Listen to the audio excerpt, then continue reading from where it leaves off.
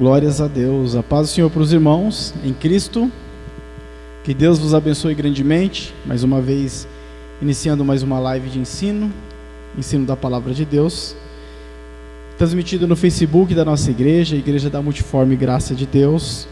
Todas as sextas-feiras, nós estamos aqui aprendendo da Palavra do Senhor. Meus amados, tem um texto que eu queria compartilhar com os irmãos, e é um texto que se encontra lá em Atos 16, verso de número 27 ao verso de número 34. Antes disso, quero fazer uma breve oração, para que o Senhor já venha estar nos abençoando grandemente neste ensino, para que possamos entender e compreender aquilo que a Palavra de Deus tem a nos ensinar. Senhor Deus, eterno Pai, glorioso Jesus, te agradecemos mais uma vez pelas maravilhas, pela misericórdia, pela graça, pelo entendimento e sabedoria que o Senhor tem concedido a cada um de nós, ó Pai. Peço a Deus para que através dessa palavra possamos aprender um pouco mais de Ti, Senhor. Não somente ouvir, ó Pai, mas ter em nosso ser, ó Deus, a aplicação da Tua palavra, de forma que no nosso dia a dia, no cotidiano, esta mesma mensagem venha surtir efeito em nosso interior, em nossas vidas, tudo para a honra e glória do Teu santo e adorado nome. Faz Tua obra em nome de Jesus. Amém. Amados, eu quero colocar um título então para este ensino, um tema, e o tema é: e serás salvo tu e a tua casa. Melhor, eu vou colocar como uma pergunta: e serás salvos tu e a tua casa? Este tema, ele está embasado em Atos, no capítulo 16, do verso de número 27 ao verso de número 34. Nós vamos tratar deste tema porque existem algumas interpretações, várias interpretações dentro desta expressão, né? Será salvo tu e a tua casa. Muitos acabam criando aí um certo tipo de confusão. E eu acredito que a palavra de Deus, ela não é uma mensagem de confusão, que a confusão ela existe na mente e no coração de cada um de nós, não na palavra de Deus em si. Para isso eu quero fazer a leitura. O carcereiro despertou do sono e, vendo abertas as portas da prisão, puxando da espada, ia suicidar-se, pois pensou que os presos tinham fugido.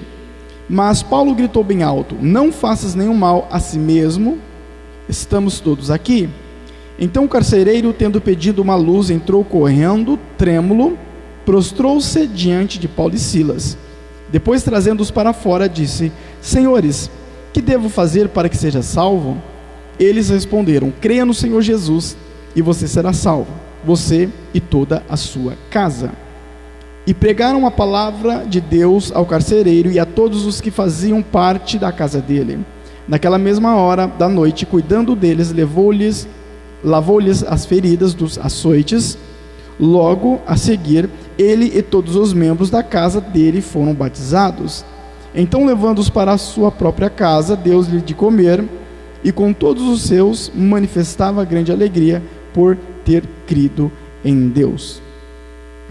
Bom, eu já mencionei que existem algumas contradições dentro desta passagem.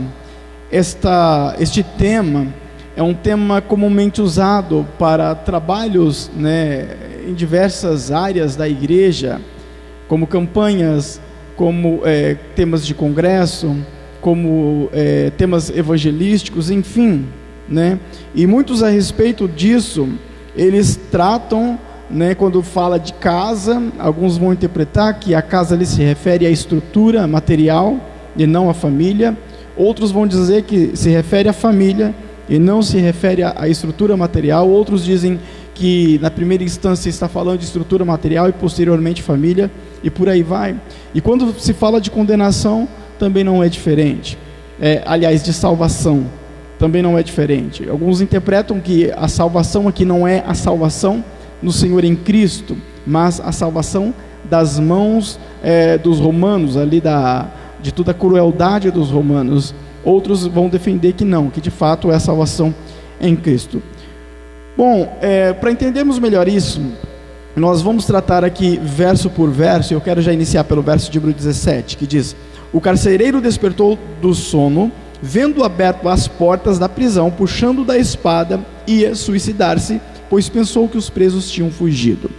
Os presos aqui nós sabemos a história, é Paulo e Silas. Paulo e Silas foram presos por conta da pregação do evangelho, foram açoitados, foram lançados no cárcere. Estando eles ali presos, à meia-noite, eles cantavam, eles oravam, e a Bíblia nos fala que Deus os livrou ali através de um terremoto, né, do anjo do Senhor, e livrou Paulo e Silas daquela prisão, né? As cadeias ali foram derrubadas, né? As portas do cárcere ali foram derrubadas, enfim, eles estavam livres agora.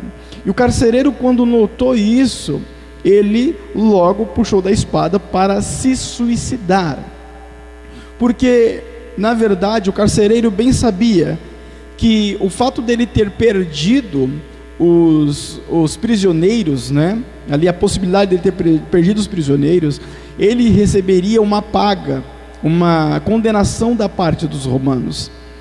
E o texto sagrado ele não vai falar sobre isso de modo específico e direto, porque não é o foco aqui.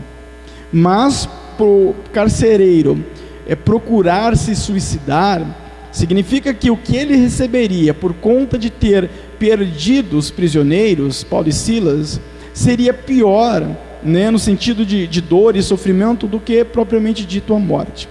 Uma pessoa, quando ela tira sua própria vida, quando ela se suicida, ela está na sua mente evitando algo que para ela, no seu cálculo, né, no seu racional, é pior. Então ela escolhe a morte, porque viver a vida como ela está vivendo, né, com aquele sofrimento, para ela é pior. Então melhor a morte do que continuar vivendo assim. Então ela coloca tudo numa balança e ela percebe que compensa mais morrer do que continuar vivendo naquele sofrimento. O carcereiro aqui, ele fez basicamente a mesma coisa. Em instantes ele pesou aquela condição e ele chegou à conclusão de que, na verdade, era melhor morrer do que permanecer vivo e ter que responder por ter perdido os prisioneiros. Bom, aqui nós vemos já, desde o verso de número 27, que existe sim uma possibilidade de um tipo de castigo provindo dos romanos. E eu quero frisar bem isso, de modo que você guarde, para que nós possamos usar posteriormente aqui no decorrer do nosso ensino.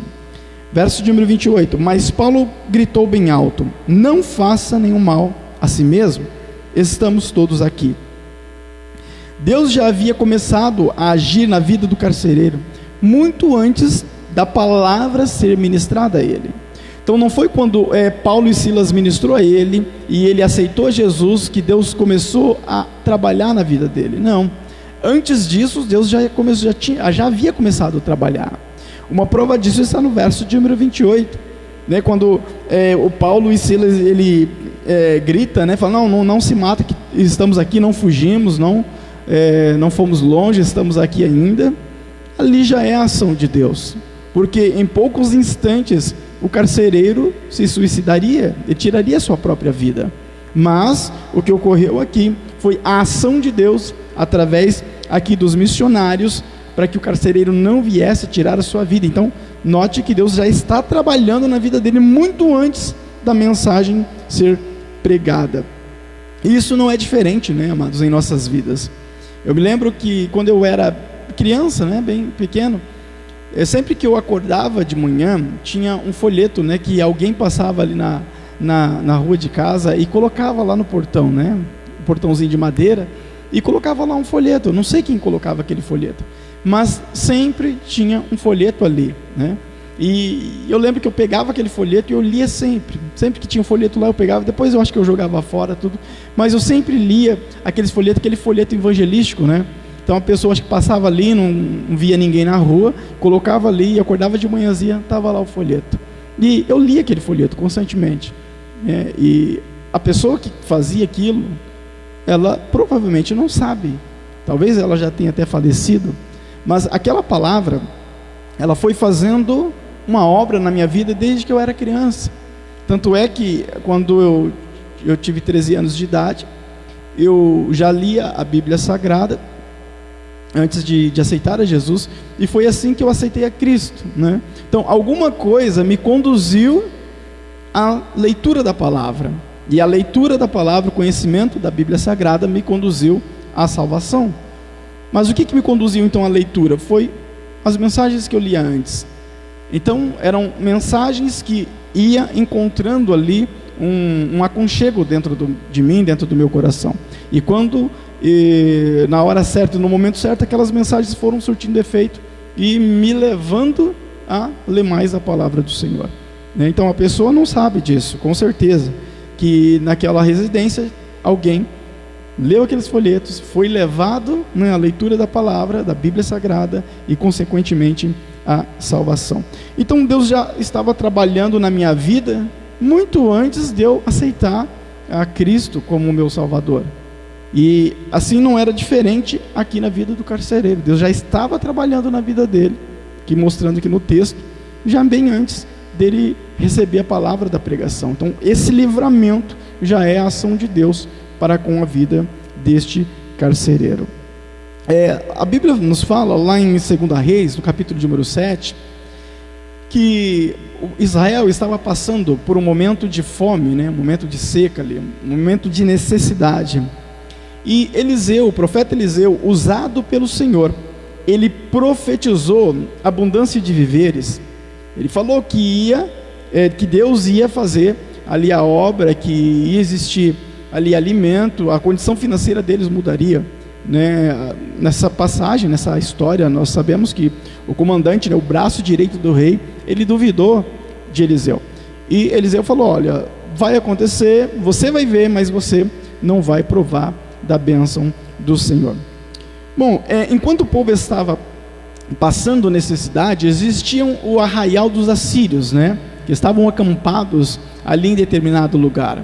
Existiam ali leprosos, né, 4 leprosos que estavam ali nas portas da cidade. Eles não podiam entrar na cidade por ser leprosos, e eles estavam também, obviamente, passando fome. Então eles pensaram assim: poxa, se a gente entrar na cidade, eles vão nos matar. Se a gente ficar aqui, a gente vai morrer também. De todo jeito a gente vai morrer. Se a gente entrar na cidade, a gente morre de fome. Aqui a gente morre de fome também. Vamos descer para o arraial dos assírios. Vai que eles têm misericórdia de nós. Se eles não tiverem matar a gente vai morrer do mesmo jeito, né? E a Bíblia diz que eles desceram lá para o arraial dos assírios, e de alguma maneira Deus fez com que os assírios, eles ouvissem como que carruagens, né, de guerra, né, soldados a cavalo, enfim, e eles ficaram temerosos, achando que Israel tinha ali feito aliança com os filisteus, com o Egito, e eles fugiram dali, largaram tudo e correram, e pelo caminho foi jogando armas, roupa, enfim, foi jogando um punhado de coisa e deixou tudo ali. Quando os leprosos chegaram, eles viram o arraial, estava vazio, as tendas estavam vazias de pessoas, porém ali tinha dinheiro, que naquela época não era o dinheiro propriamente dito como nós conhecemos, mas tinha ali o ouro, tinha a prata, tinha alimento, enfim, tinha riquezas ali, sabe? E eles ali pegaram um pouco daquela riqueza, só que um olhou para o outro e falou: não, mas espera aí, isso aqui está errado, a gente está pegando tudo para a gente, o pessoal lá passando necessidade, vamos lá, vamos anunciar para o rei, vamos anunciar para o pessoal, né? E eles foram lá, falaram para o pessoal. O rei achou que aquilo era uma armação dos assírios, mandou para lá cavalos, né? Os que tinham, né?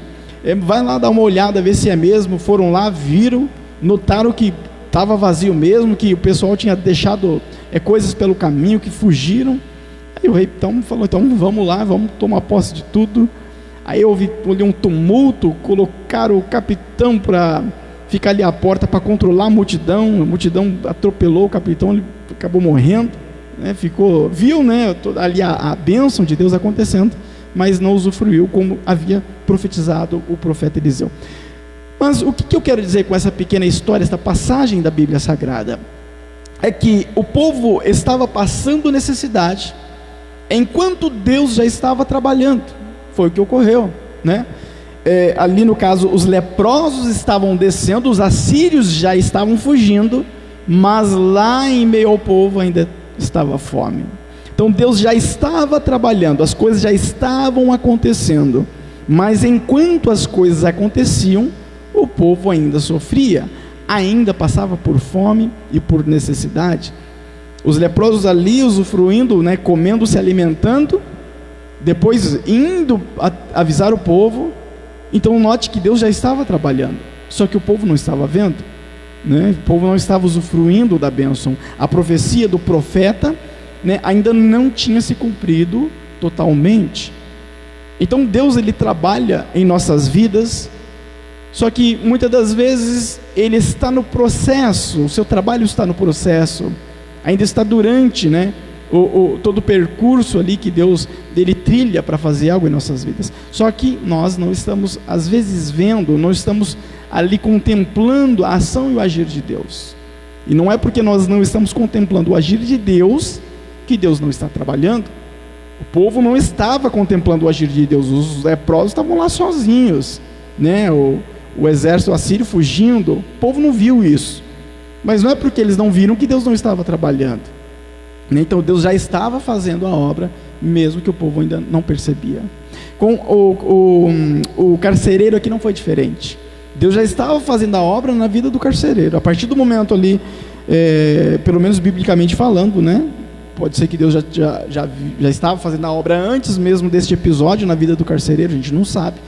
Mas biblicamente falando, já estava fazendo a obra desde o momento em que ele foi livrado da morte, foi livrado ali do suicídio. Mas nós tendemos a não perceber a ação de Deus, tá?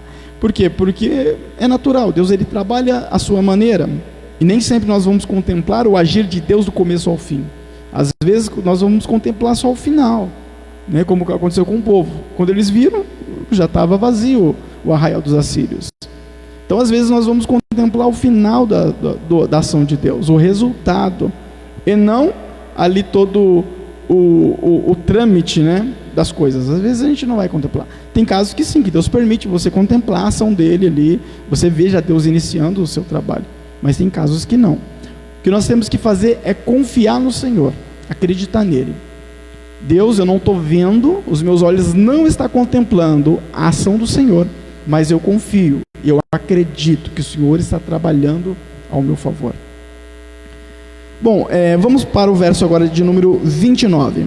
Então o carcereiro, tendo pedido uma luz, entrou correndo e trêmulo, prostrou-se diante de Paulo e Silas. Por que o carcereiro pediu uma luz?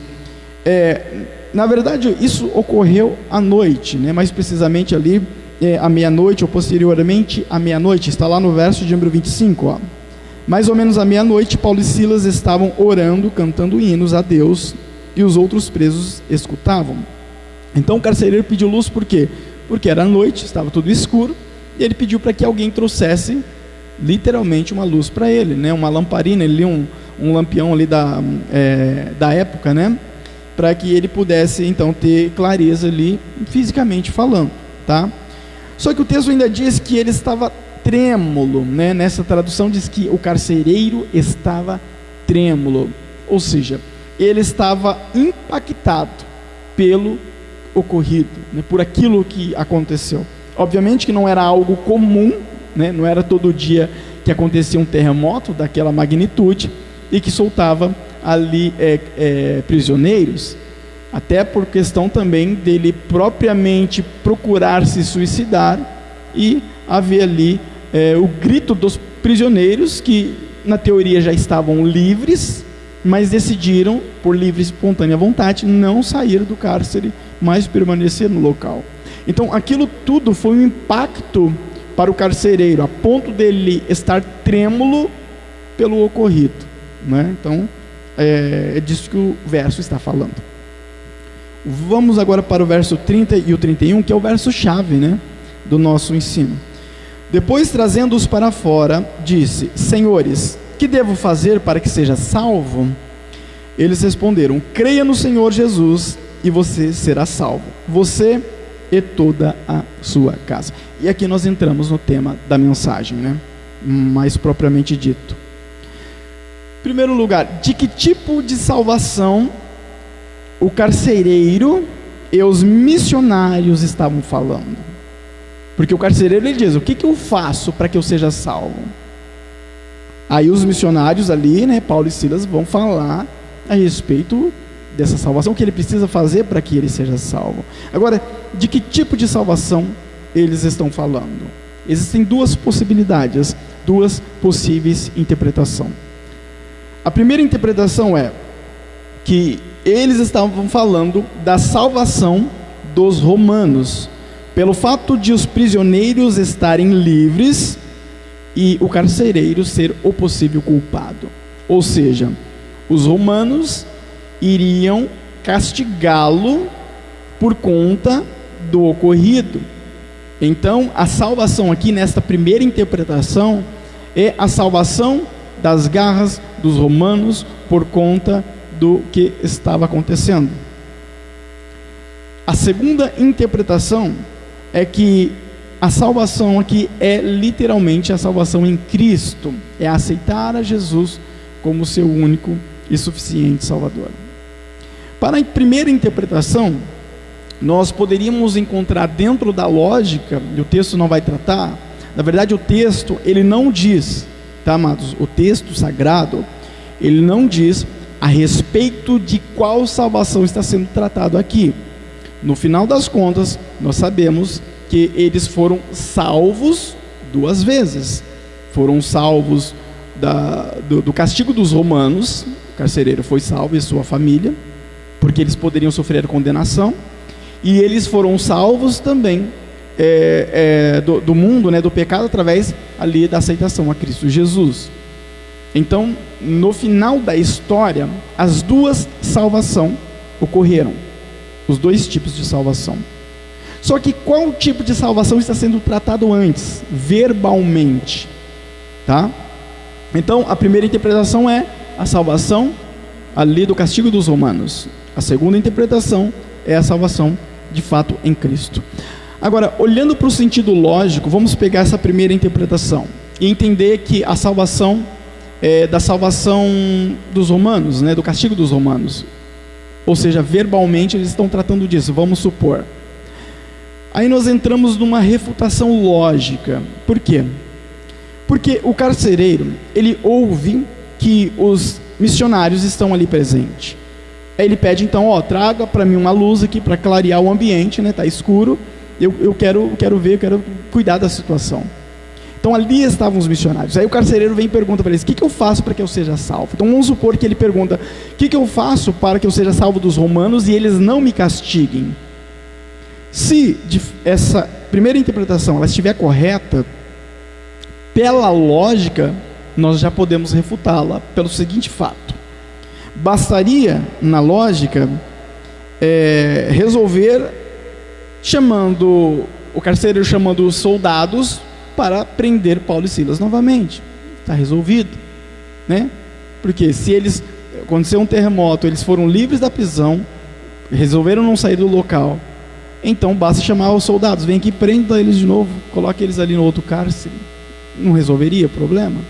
Então, se o carcereiro estiver falando, né, com Paulo e Silas a respeito da salvação do castigo dos romanos, pela lógica não haveria necessidade, bastava prender Paulo e Silas novamente e ele estaria salvo do castigo dos romanos. Obviamente que esse é um ponto lógico e as escrituras sagradas não vai tratar desse detalhe. Então refutaríamos essa primeira interpretação com este ponto lógico. Agora vamos para a segunda interpretação. Então, se ele estiver falando da salvação em Cristo, aí nós poderemos ter também uma refutação e um problema aqui. Porque se assim for, o verso então de número 31, ele deveria ser uma verdade absoluta. E a gente sabe que ele não é. E o que diz o verso de número 31? Creia no Senhor Jesus e será salvo tu e a tua casa. Mas isso não é verdade. Quantos de nós, crendo em Cristo Jesus, não temos, né, nós e a nossa casa sendo salva? né, na nossa família? Quantos lares, né, muitas pessoas que aceitaram a Cristo, aceitaram a Jesus, e a sua casa não foi salva. Hoje não tem tanto, mas era bem comum, né, antigamente, uma pessoa da família aceitar Cristo e haver o levante da família. O próprio Jesus disse que os inimigos, né, os maiores nossos inimigos, né, adversários, seriam os da nossa própria casa. E a pessoa aceitava Cristo e ali todos da sua casa se levantava, né, expulsava da família, porque agora se tornou crente. Isso acontecia muito antigamente, hoje nem tanto, mas ainda é existente isso, né?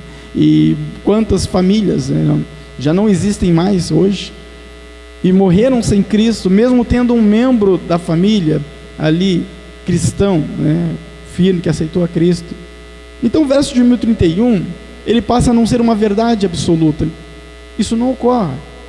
O fato de eu aceitar a Cristo não faz com que a minha casa seja salva automaticamente. Eles também precisarão aceitar a Cristo e viver a sua vida com Deus, né? Então também há uma refutação aqui do verso de número 31. Então, como que fica essa questão? Se a primeira interpretação, ela tem um ponto lógico que refuta ela, e a segunda interpretação tem também um ponto lógico que refuta ela, nós vamos acreditar no que então? Bom, eu quero ressaltar novamente que o texto sagrado, quando ele fala a respeito de salvação, se você for ver nas escrituras originais, né, nos manuscritos grego, você vai ver que a palavra salvação ali, ela é uma palavra universal. Ela pode ser tanto aplicada no sentido humano da coisa, como no sentido espiritual. Ou seja, o texto ele pode estar falando da salvação das garras dos romanos, do castigo, como ele também pode estar falando da salvação em Cristo Jesus. O que ocorre no final de tudo, eu quero repetir, é as duas coisas. Eles são salvos das duas coisas. O carcereiro e a sua família são salvos das garras dos romanos e também são salvos em Cristo Jesus, tá? Mas para que não fique nada em cima do muro, é mais coerente nós acreditarmos que verbalmente tanto o carcereiro como Paulo e Silas estejam tratando da salvação em Cristo e não da salvação do castigo dos romanos. É mais coerente entender dessa maneira. Por quê? Porque a refutação que nós utilizamos como ponto lógico dentro do verso de 1031, mostrando claramente que na prática não ocorre, o fato de uma pessoa aceitar a Cristo e a sua família se render também, isso na prática não acontece, é raro, né? São poucos casos que acontecem. Aí nós temos que entender uma questão. Qual é a questão? Existem na Bíblia Sagrada versos que são normativos, existem versos que são descritivos. Nós temos que entender isso. Tanto quem ensina, quem prega, como quem ouve, principalmente quem ouve. Existem textos na Bíblia que são normativos, e existem textos na Bíblia Sagrada que são descritivos, tá? Por exemplo, lá em 1 Timóteo capítulo 5, verso de número 23, Paulo escreveu dizendo: não beba somente água, beba também um pouco de vinho, por causa do seu estômago e das suas frequentes enfermidades. Paulo está escrevendo este verso para quem? Para Timóteo. Este, para a igreja, ele é um texto normativo ou descritivo? Descritivo. Por quê? O texto descritivo, ele serve para descrever algo apenas. Ele vai simplesmente descrever algo e acabou. Quando Paulo diz, não beba somente água, beba também um pouco de vinho, Paulo está falando não para a igreja, mas para Timóteo. Para Timóteo, sim, é um verso normativo, não para a igreja. Paulo não está falando, toda a igreja do Senhor, não bebam só água, bebam um pouco de vinho. Paulo não está falando isso. Este verso, ele é direcionado somente a Timóteo. Então não é para a igreja do Senhor, né, eu, você, começarmos a fazer isso, começar a tomar vinho também, porque só água, está escrito na Bíblia, não é para tomar só água, não. Então, nós temos que entender isso, tá? Porque existem textos que são descritivos. No Antigo Testamento tem um caminhão de textos lá, que é descritivo para a igreja, era normativo para Israel, mas não para a igreja, não é para você cumprir, tá? Porque é para Israel e não para a igreja. Então a gente tem que separar isso. Então tem texto que é normativo para aquele do qual foi escrito, né, para o destinatário, né, original. Aqui no caso, Timóteo, né? E existem textos lá no Antigo Testamento que é para Israel, no Novo também, que não é para a igreja, tá? Então você não pode seguir a risca, porque para nós é descritivo, está descrevendo algo, né, que foi feito para um determinado fim. E é isso que ocorre com Timóteo. Então, note, existem textos descritivos e textos normativos. Agora vamos para um texto normativo. 1 João capítulo 2, verso de número 15, né? O apóstolo João escrevendo disse assim: não amem o mundo, nem as coisas que há no mundo. Se alguém amar o mundo, o amor do Pai não está nele. Este já é um verso, um texto normativo, não é descritivo. Aqui é uma norma para a igreja seguir, tá? É um dever de todo cristão. Não ame o mundo, nem as coisas do mundo. Ame somente o Pai, ama somente a Deus. Porque se alguém amar o mundo, o amor do Pai não está nele. Então não é uma descrição. João não está falando para alguém, né, de forma normativa, de maneira que se torne descritivo para a igreja. Tipo, não, eu não vou seguir isso aqui porque João escreveu, não foi para mim, foi para alguém lá. Não, João escreveu isso aqui para a igreja. Esse é um texto para a igreja, tá? Embora foi endereçado originalmente para alguém da época que estava vivo, óbvio, mas este já é um texto normativo para a igreja. Quando a Bíblia diz não matarás, é um texto normativo, tá? Então nós não podemos matar, não é uma descrição de algo que ocorreu. Ali sim é um texto normativo, está no Antigo Testamento, porém é normativo. Então o que eu quero dizer com isso? Que na Bíblia Sagrada existem dois tipos de texto: aqueles que são descritivos para a igreja, estão descrevendo algo, um acontecimento, e existem os textos normativos, que é uma norma, uma regra, um dever, um mandamento para a igreja, tá? Quando Oséias ele se alia ali com a prostituta, não é que é para todo mundo fazer isso. Ali é a descrição de algo que ocorreu isoladamente em determinada situação na vida daquele profeta. Não significa que é para todo mundo fazer, não, porque lá na Bíblia tem, então eu também vou fazer. Não, na Bíblia também tinha circuncidação, você vai fazer também circuncidação? Não faz sentido, né? Então é apenas uma descrição e não uma norma, uma regra. Quando nós olhamos para este texto aqui, né, o verso de número 31 e o 32, o que nós vemos aqui não é um texto normativo, é um texto descritivo. Quando o verso de número 31, cadê onde eu me perdi aqui o texto? Deixa eu ler aqui novamente. Tá. Verso de número 31. Creia no Senhor Jesus e será salvo você e a sua casa, ou tu e tua casa. Não é um texto normativo isso, é um texto descritivo. Isso daqui foi dito ao carcereiro.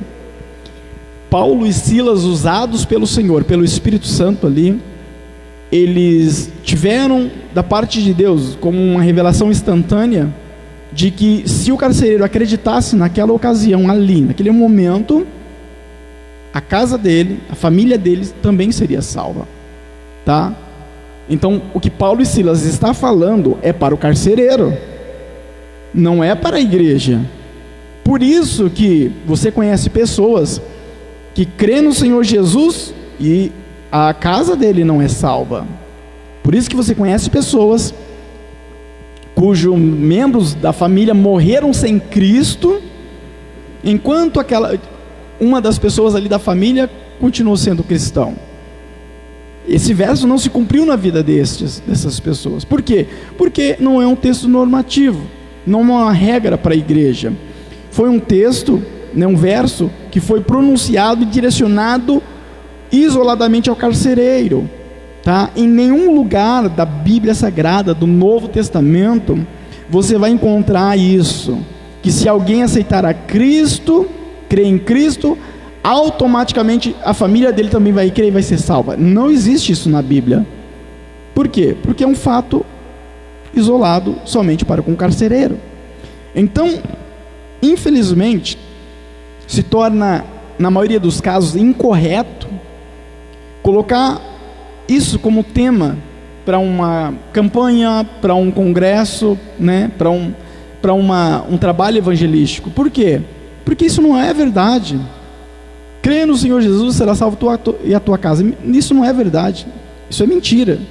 Se você crê no Senhor Jesus, não quer dizer que sua casa vai ser salva. A do carcereiro, sim, é verdade. Paulo disse, de fato aconteceu com o carcereiro. Mas isso não vai acontecer com todo mundo. Porque, como eu disse, não quero parecer aqui repetitivo e, né, redundante, é um texto descritivo e não normativo. Então não vai existir, isso não vai acontecer. Ah, mas no caso do fulano aconteceu.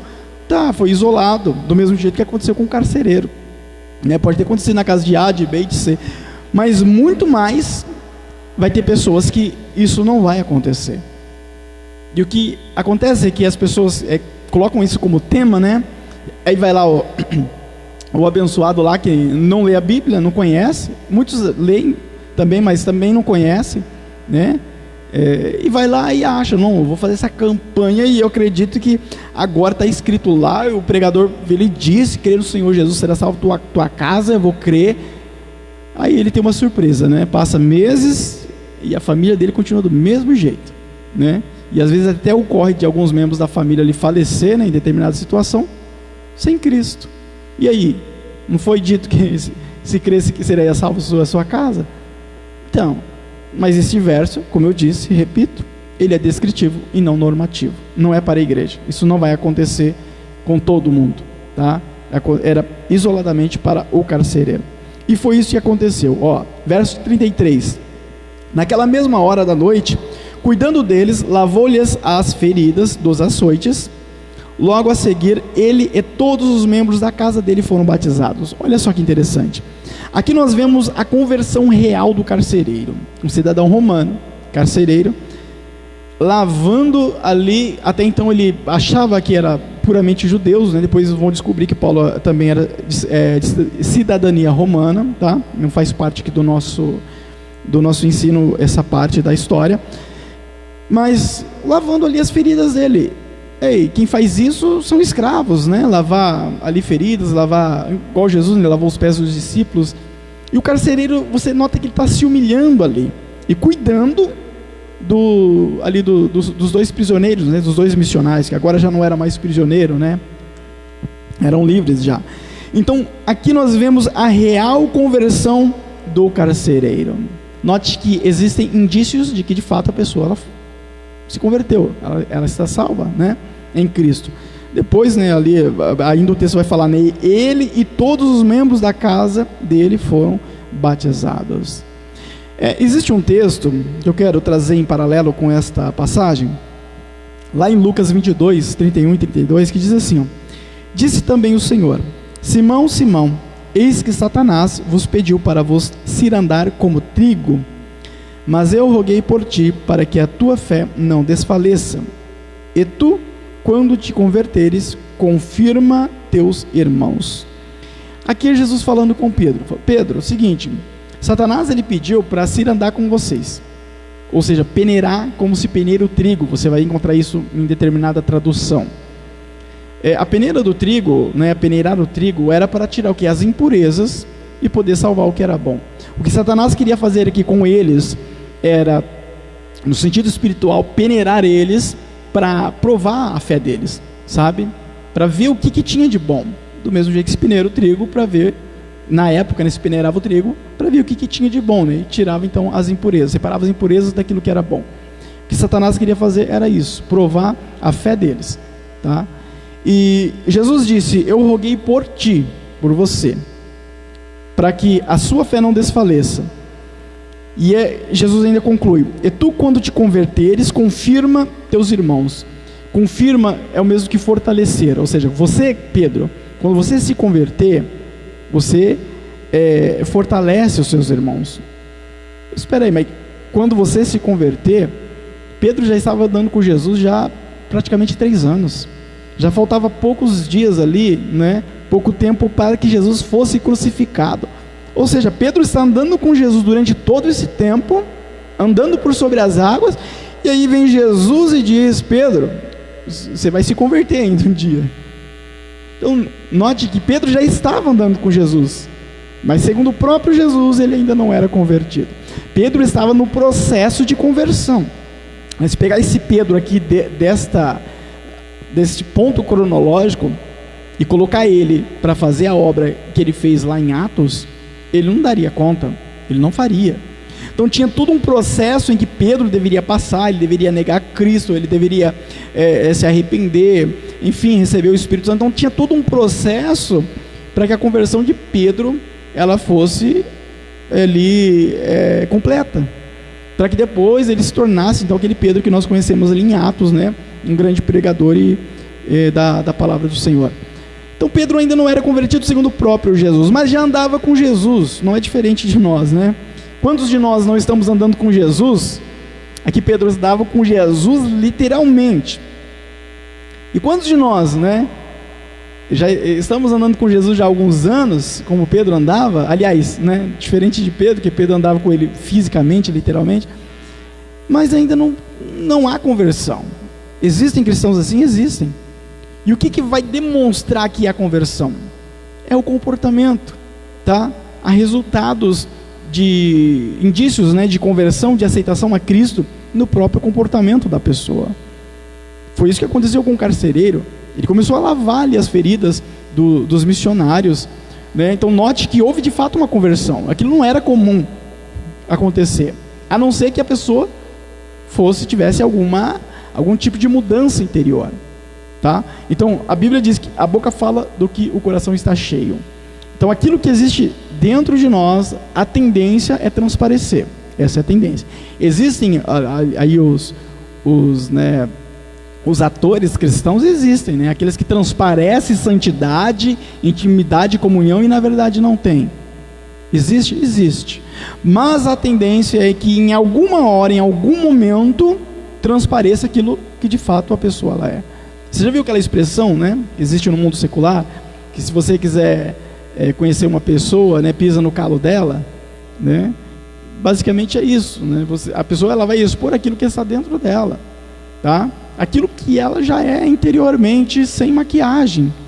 Isso vai acontecer em determinado momento, em determinada ocasião, e não tem como fugir. Pode demorar? Pode. A pessoa pode até enganar os irmãos da igreja, o pastor, os obreiros, pode enganar. Mas vai chegar uma hora em que não tem como, vai transparecer, porque é a sua essência, está dentro dela aquilo, né? Agora existem aqueles que são descancarados mesmo, né? Já tem um comportamento de que não é salvo em Cristo Jesus, né? Diferente aqui do nosso carcereiro da nossa história. Verso de número 34. Então levando-os para a sua própria casa, deu-lhes de comer, e com todos os seus, né, sua família ali, manifestava grande alegria por ter crido em Deus. Note aqui a continuidade, né, do indício de que de fato ele foi salvo, ele foi convertido, houve uma mudança. Então leva eles para casa ali, dá alimento para eles. A família deles se alegra. Note que a família também está sendo salva, tá? Porque eles são alegres porque hoje nós acreditamos em Deus, nós cremos em Deus, né?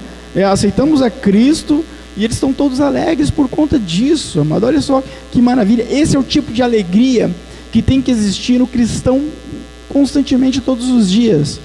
Ah, irmão, então quer dizer que eu não posso estar triste nunca? Não, triste, óbvio, vai acontecer. O Jó também não ficou triste por conta daquilo que ele passou? Sim, mas a alegria da salvação ela tem que ser existente. Quando os primeiros ali missionários, né, ali na igreja primitiva, né, o Pedro, enfim, os apóstolos, eles eram perseguidos, eles se alegravam, porque estamos sendo perseguidos por causa do nome de Jesus. Quem que fica alegre por estar sendo perseguido? Ninguém. No caso deles, eles estavam, porque era por causa do nome de Cristo, tá? Então, interiormente, a alegria da salvação, ela tem que existir. Tá? Eu sou alegre, eu sou grato a Deus por ser salvo. Minha vida está ruim, estou triste, estou com dificuldades, problema na família, problema de saúde, problema financeiro, sim, estou triste. Mas dentro de mim existe a alegria da salvação, porque eu sei para onde eu estou indo, eu sei em quem tenho crido, eu sei quem preparou para mim uma morada celestial. Vamos dar continuidade aqui para nós finalizarmos nosso ensino dessa noite. Deixa eu achar o texto aqui que eu parei. Eu acho que eu li o verso de número 34, né? Isso.